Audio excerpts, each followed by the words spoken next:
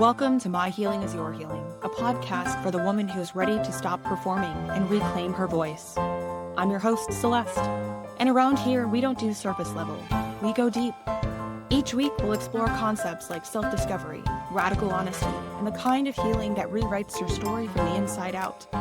This is a space for truth-telling, for remembering who you are, and for coming home to yourself, louder, braver, and more radiant than ever. So come as you are, and let's do this together. Let's begin. Welcome back to My Healing is Your Healing. I am your host, Celeste, and today we are talking about self-worth, and this is the focus for our month of February. This is not the Instagram version of self-worth, though. It's not confidence or affirmations, or not loving yourself on the days where your hair looks good and your life feels manageable. We're talking about self-worth as something far less romantic, but far more confronting. Because self-worth is not a feeling, it is a decision. And that matters because most of us were taught the exact opposite. We were taught that one day we would wake up confident enough, healed enough, secure enough, and then we'd finally choose ourselves. Then we'd set the boundary, or we'd stop overgiving, we'd stop tolerating breadcrumbs, and then we'd take the risk or say the thing or leave that situation, start the habit. But that day rarely comes because feelings are unreliable. They will change with your mood or your hormones or how much sleep you got, whether someone texted you back or not, and with how exhausted you are or stressed and how supported you feel that week. If self-worth required feeling good first, none of us would ever move forward. Because most growth doesn't happen on the days that you feel inspired and powerful and clear. Growth happens on the days when you feel tired and uncertain, tender, bored, or lonely, or overwhelmed. And you still decide to show up for yourself anyways. And that's the part that no one talks about. Most women are waiting to feel worthy before they act, before they set the boundary, or before they stop explaining to themselves, or choose differently. But waiting is exactly what keeps you stuck. Because self-worth is not confidence. It's not liking yourself all of the time or feeling attractive or walking into a room and owning it. Self-worth is much quieter than that. It's the decision that you are a human being, and that alone makes you worthy of care, dignity, respect, rest, nourishment, honesty, and joy. You don't earn your worth by proving yourself. You don't secure your worth by performing to the world. And you don't achieve worth by being impressive or easy or desirable or chosen. And yet so many of us were conditioned to believe exactly that. We learned subtly or explicitly that love had to be earned, that approval came with conditions, that being good mattered more than being honest, that being liked was safer than being real. So we started measuring ourselves against other women, against productivity, against our timelines, our Instagram bodies and relationships and careers and morning routines that aren't even ours. We looked outward to decide whether we were allowed to take up space or not. And I want to say this clearly, this is not a personal failure because I fell victim to it too. It's just conditioning. Self-worth is not how you think about yourself on a good day. It's how you respond to yourself on a hard one. It's how you treat yourself when you're tired and dysregulated and craving comfort. Or how you speak to yourself when no one else is around. It's what you tolerate, what you excuse or justify or override. And it is funny because it shows up in these moments that are not dramatic at all. Like the night you're exhausted and you tell yourself, I'll start tomorrow. Or the moment you ignore your intuition because it would be inconvenient to listen to it. Or the time you say yes when your body is quietly screaming no. Self-worth isn't loud. It's just behavioral. It's in the choices that you make when nobody else is watching. And here is the part that is uncomfortable, but very important. You can intellectually know that you are worthy and still abandon yourself. And that gap in between that place, that's where most people live. They know what they deserve. They know what they want. They know what doesn't feel right. And yet they keep choosing against themselves. Not because they're weak, not because they're broken, but because choosing yourself feels unfamiliar and sometimes unsafe. Let me give you a real human example here. You've had a rough day, you're depleted, your nervous system is fried, and you're standing in the kitchen thinking, I just want a glass of wine, and I want all of the sugar, and I just want something to take the edge off of how I'm feeling right now. And the voice in your head says, it's fine. Tomorrow I'll do better. Tomorrow I'll start my diet or I'll stop drinking alcohol. Today doesn't count. And that moment right there, that's not about discipline. It's not even about willpower or food or alcohol. It's about self-worth. Because self-worth is the decision to treat yourself like someone you care about, even when it's uncomfortable. And sometimes that looks like restraint, or it looks like rest, or saying no. And sometimes it looks like not numbing.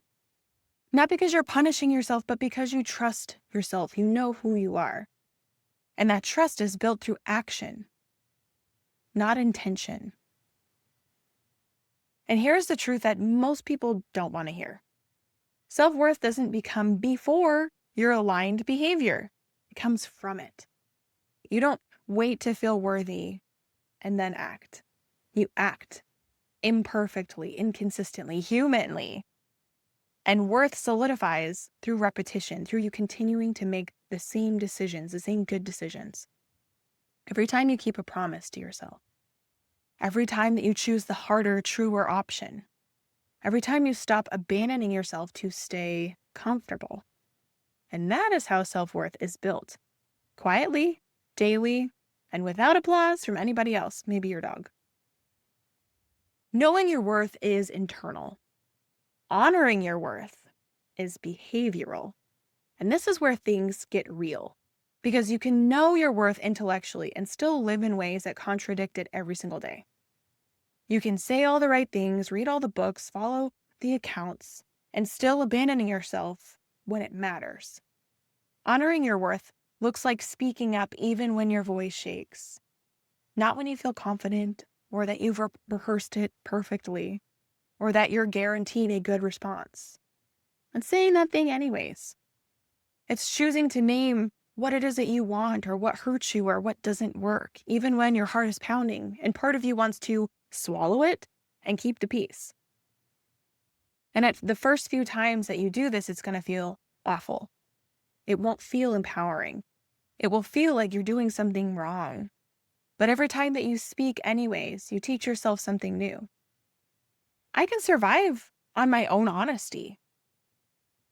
Honoring your worth looks like setting boundaries without over-explaining. And this one is hard because most of us were taught that boundaries require justification, that we need a good enough reason that we have to soften them, explain to them, or cushion the response and make sure that the other person is okay first. But here's the thing that no one tells you.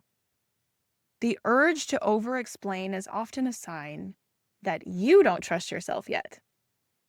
And if you feel that tightening in your chest, that quiet ouch on the inside, that is your cue.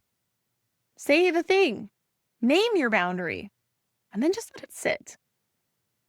And if someone is uncomfortable with your boundary, that discomfort belongs to them. It's not your job to absorb it or fix it or talk them into understanding you. Honoring your worth looks like leaving when it would be easier to stay. Leave that party when you're done, even if everyone else is still there. Leaving the conversation when it starts to drain you. Or leaving that relationship when you know deep down that it's not aligned anymore, even if it would be easier to stay. Staying when you want to go teaches your body that your needs are negotiable. Leaving teaches your body that you matter. Honoring your worth looks like resting without earning it. Not collapsing into rest after you're completely drained. Not punishing yourself for being tired. Not believing that you have to deserve to be still. Rest is not a reward, it's a requirement. And choosing it before you get burnt out is one of the most radical acts of self-respect that there is. And honoring your worth looks like no longer tolerating the quiet things that diminish you, the subtle disrespect, the emotional crumbs, the situations where you constantly feel a little smaller or a little less like yourself. Not everything that hurts is loud. Some things erode you slowly. And self-worth is noticing that erosion and then choosing differently. And here's what nobody prepares you for. These choices rarely feel empowering in the moment. They don't come with a swelling of music like in the movies or instant relief. They feel uncomfortable or risky, exposing even, like you're breaking some invisible rule that you've been living by for years. That's because every self-respecting choice that you make puts you face to face with the version of yourself that you're becoming. It's much easier to default to the familiar, to stay on the couch or to stay quiet, or to do what you've always done in the past, to delay or to numb or tell yourself that you'll do it later. But the more that you choose discomfort in service of alignment, the more that discomfort becomes familiar. And what once felt terrifying starts to feel normal. That's why feelings cannot lead. Feelings fluctuate. They will rise and fall with stress or attachment or fear, exhaustion, hormones, and circumstances. If self-worth depended on feeling good first, it would collapse the moment that life got hard. If your worth disappears when you feel emotional or unsure or triggered, it was never stable enough to hold you in the first place.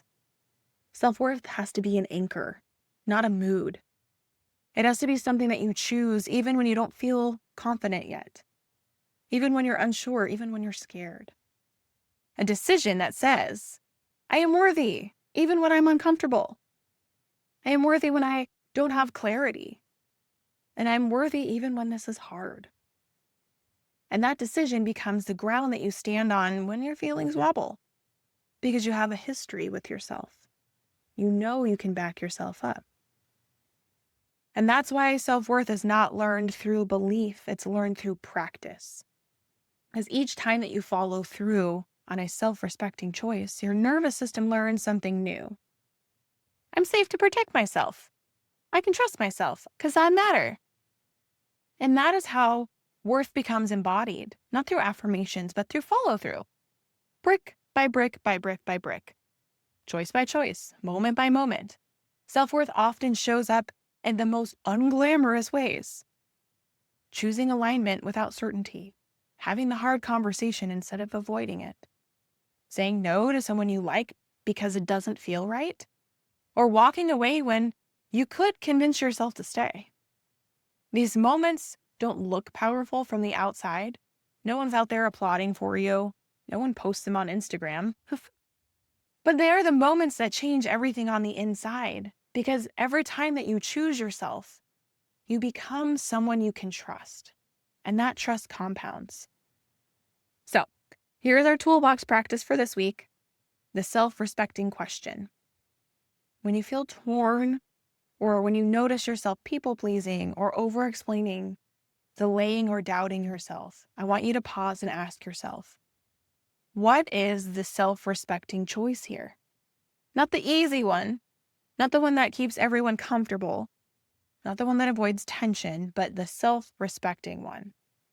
And then follow through with it.